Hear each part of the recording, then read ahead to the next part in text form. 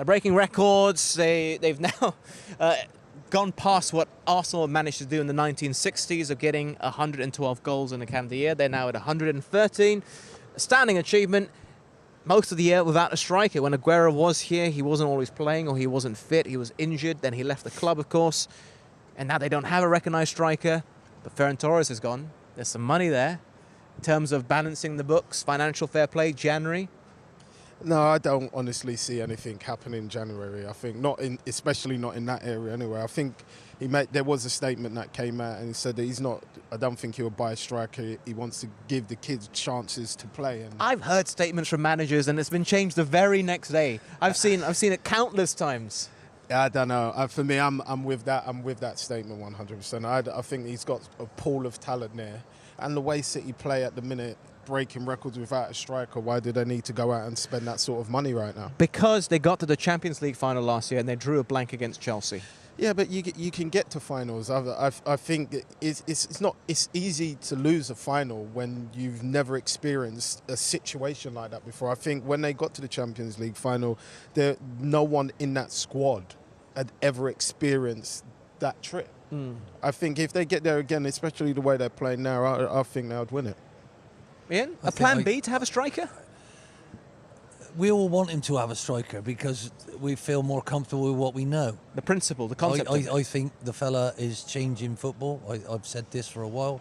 Everybody, you have to change how you play to try and stop his team because they kill you with the ball because you can't get it. And then when you get it, they're all over you like a bad rash. And you have to learn how to do this. And people are trying to take him on and trying to do it. And he tweaks and changes all the time. And that's why I'm even more impressed with him, again, today than I have been ever in my life. Because he is close to Sir Alex Ferguson in my lifetime, as is the best, in my opinion. Because of what he's built and where he's gone. But, you know, Pep is probably somebody that Sir Alex wanted and didn't get. So, and I know how proud he is about Man United because this man is wow at the moment. Honestly, he's wow. But can he overthink things sometimes? He has been accused of that in the past. In fact, he's even said it. There was when he was at Bayern Munich, not at Manchester City though. There was one decision he made. I can't remember what it was now. I think to a T, there's a lot of managers that overthink things. I think that's their job. They're always trying to think of a solution of how to make the team better or how to make it difficult for the other teams. I wouldn't necessarily say that's always a bad thing. Don't you think maybe, because Pep hasn't won the Champions League since he was at Barcelona. I mean, he's been at Bayern. So he's been at Manchester City. He has won it. Of course he's won it. But and everything else. He's everywhere else. He's been at Manchester City longer than he's been at any other club in terms of management. And, I mean, they've dominated all the competitions in England for the last 5 years, effectively. It's just that trophy. Liverpool have gone and won the Champions League since he's been here. Chelsea have gone and won the Champions League against Manchester City. Yeah. In the time that he's been here. 3-0 down. Liverpool won it after being 3-0 down in one of the semi-finals when the second leg, everybody thought they were out. But it wasn't. Marvellous. So that's football, you know. And until Pep gets this for Manchester City, the one he wants, can you imagine the confidence that they'll have after they've done that? I feel sorry for everyone else. In my lifetime, I saw Sir Alex Ferguson and Arsene Wenger dominate English football, right, in a way that I never thought I'd see again. It's already happening. Yeah.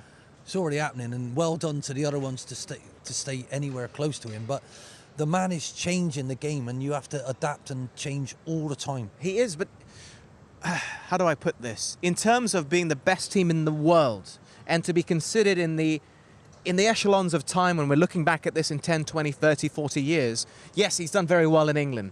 But to really cement yourself, shouldn't you be dominating in Europe? And you cannot say City have because they haven't won the competition ever, full stop. Not like Liverpool did. Not yet. Not yet. Liverpool did so well in the 80s, of course. Real Madrid a few years ago. United, yeah. Manchester United, very big difference in terms of time for when they won it. But that period where you think of Real Madrid and how they just dominated Europe. Yeah, it's a very, very difficult time. I don't think you'll get that.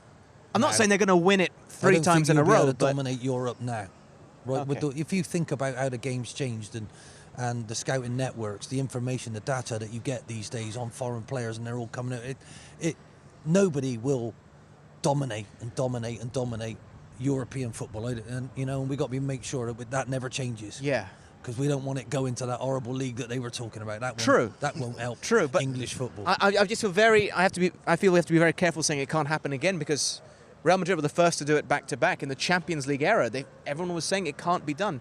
Then they did it 3 times in a row. So I'm saying if Manchester City do it under Pep Guardiola, who's to say they might not go to another level when you know that you've been in that situation? We've felt that we're doing this. You know, Phil Foden, we were talking about tonight, he's won on the game today. How old is he? 21? Yeah. And how many medals has he got already? Yeah. And he hasn't got that one yet. Do you see what I mean? So I'd be very, very worried the way things are developing about the domination that Man City might have. So well done to Chelsea, well done to Liverpool. They've slipped up a little bit, and now you got to make sure that Man City trip up, and that ain't going to be easy. True. What's your thoughts on dominating in Europe? And I personally would like it. If I'm going to be honest. You're so quiet. well, he wears his heart on his sleeve. It's fine. It's fine. Anyway, his colours, his true colours. No, it'd be like, I think, like Ian said, it's hard to do in Europe now. There's too many great teams and too much that data, as he said, going each way. So people have a better understanding of individual teams. But for me, it's a hard ask. I think in the Champions League, there's so many great teams. You still and will always need that little bit of luck or that rub of the green. Or sometimes it's just timing and the route the path you might get given to get to that finals. And City had it in a space where I thought they possibly are going to win it. The year against Tottenham, where the goal gets disallowed and then it goes the opposite way and then ends up being a Spurs-Liverpool final. So sometimes it's just the luck of the green. And I think the fact that they've got there for the first time now, they know they can get there. From you have that step, I think the rest takes care of itself. Yeah. Well, PSG haven't won it yet, have they? No, not yet. So that's driving them insane. And sometimes you have to have goals and you want to try and get there, but it can't be the only thing you're focusing on, because the competitions that Pep enters, he wants to win every one of them.